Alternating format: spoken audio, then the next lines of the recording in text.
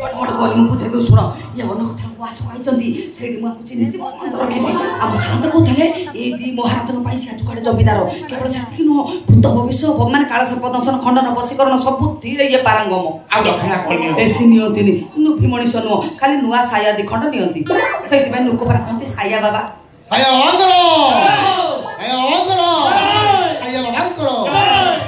ବାବା କୃପା କରିକି ଇଏ ବୁଢା ବାବଦରେ ଟିକେ କହିଲେ ଧନ କଥା କହୁ କଣ ମତେ ବୁଢା କହିଲଣି କଟଛୁଆ ବାବଦରେ ଟିକେ କଟଛୁଆ ବାବଦରେ କହିବି ବାବା କହିଲେ ମୋ ଭବିଷ୍ୟତ କଣ ଅଛି ମୋର ଘୁଷୁରୀ ପରିଶ୍ରା କରିବ 70 ବୟସ ପାର କରିସାରିଲା ପରେ ତମେ ଯୋଉ କଟଛୁଆ ଭାବୁଛ ଏହା ଭଲ ନୁହଁ ବସିଛ ଦୁଃଖର ବିଷୟ ଠିକ ଶୁଣିବ ଭବିଷ୍ୟତ ଶୁଣିବ ତୁମ କପାଳ କହୁଛି ତୁମେ ଆଜି ପର୍ଯ୍ୟନ୍ତ ଯାହା ଚାହିଁଛ ତାହା ପ୍ରାପ୍ତ କରିପାରିନ। ଆପଣ କେମିତି ଜାଣିଲେ ମହାରାଜ?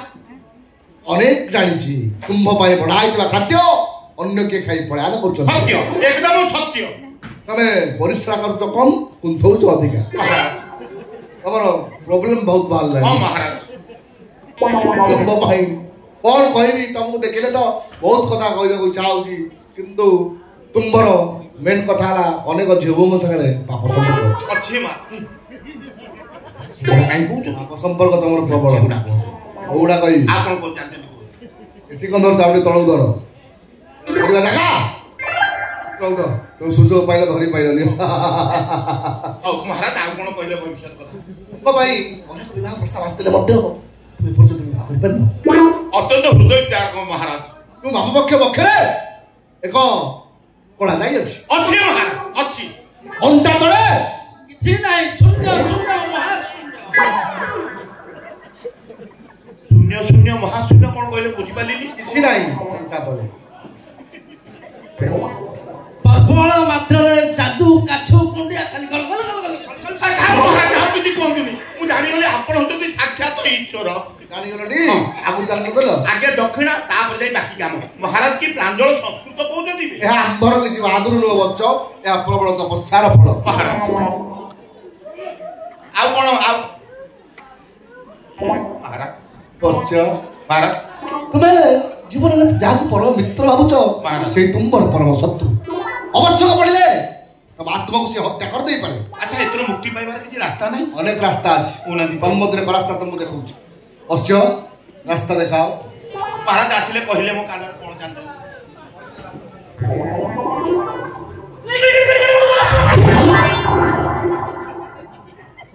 କଣ ରାସ୍ତା ଦେଖିଲ ଖୋଲି କୁହ। ଆପଣ ମାନେ ଯାହା କହିଲେ ମୁଁ ଅକ୍ଷରେ ଅକ୍ଷରେ ପାଳନ କରିବି ହେଲେ ଗୁରୁ ମହାରାଜ ଏ କନ୍ୟାକୁ ମୁଁ ବର୍ଣ୍ଣ କରିପାରିବି ତ? ଫାଟିଯିବ ତମ ମୂର୍ଧନା ଫାଟିଯିବ। ଏ କନ୍ୟାର ମାଙ୍ଗଳିକ ଦୋଷ ଅଛି ତାକୁ ଯେ ବିବାହ କରିବ ସେ ରାଜା ପଣ୍ଡୁଙ୍କର ଦଶା ଭୋଗିବ। କଣ କହିଲେ ମହାରାଜ? ମୋର ପ୍ରବଳ ପଣ୍ଡୁ ହବାକୁ ବାହାରେ। ଏହାର କର୍ଣ୍ଣ ଦୋଷ ବି ଅଛି। ଛୁଆକୁ କ୍ଷମା କରିଦିଅ। କଟି ଛୁଆ କଟି ଛୁଆ ପଶ୍ଚ ଏହା ରାଜା ପଣ୍ଡୁ। ଓହୋ ପଣ୍ଡୁଙ୍କ ଦଶା ଭୋଗିବାକୁ ପଡିବ। ତାହେଲେ ମହାରାଜ ସାରା ଜୀବନ କେମିତି ମୁଁ ଓଥରା ହେଇକି ରହିବି? ଅନ୍ୟ ଏକ ସୁନ୍ଦରୀ କନ୍ୟା ତୁମକୁ ଅପେକ୍ଷା କରିଛି ମହାରାଜ। ଆମ ପଶ୍ଚିମ କୋଣରେ ଯିବ ମହାରାଜ କିନ୍ତୁ ତୁମକୁ କିଛି କାର୍ଯ୍ୟ କରିବାକୁ ପଡିବ। କରିବି ମହାରାଜ ଆପଣ ଯାହା କହିବେ ଅକ୍ଷରେ ଅକ୍ଷରେ ପାଳନ କରିବି। କରିପାରିବ? ହଁ ମହାରାଜ। ଜୀବନରେ କରିପାରିବ? ହଁ ମହାରାଜ। ଯାହା ପାପ କରିଛ ଯାହା କୁକର୍ମ କରିଛ ଜଣେ ନାରୀ ପାଖରେ ଯାଇ କରିବ।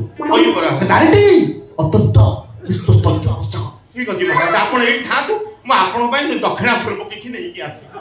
ବଶ୍ଚ ଦକ୍ଷିଣା କଣ ଆଣିବ? ସୁତୁଲି ବନ୍ଧା 2 ଗୋଟି ସାୟା। ମୂର୍ଖ ଉତ୍କଳ ସାୟା ସୁତୁଲି ମୁଁ ବାନ୍ଧିବି।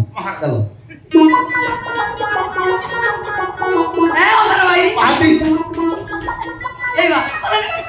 ଯାହା କଥାବାର୍ତ୍ତା ହେଇଲେ ସବୁ ପେଟରେ ପୁରେଇ ଗଲେ ମୋ ମରଣ ଶକ୍ତି ବହୁତ।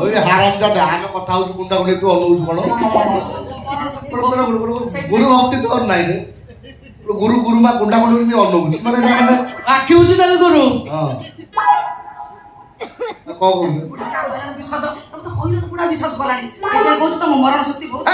ମରଣ ଶକ୍ତି ତତେ ବି ଗୋଟେ କହିବାକୁ ପଡିବ। ବୁଢା ଆଇଲା ପରେ ଆଉ ଯାହା କହିଲେ ମନ୍ଦିର ଅଛି ତ।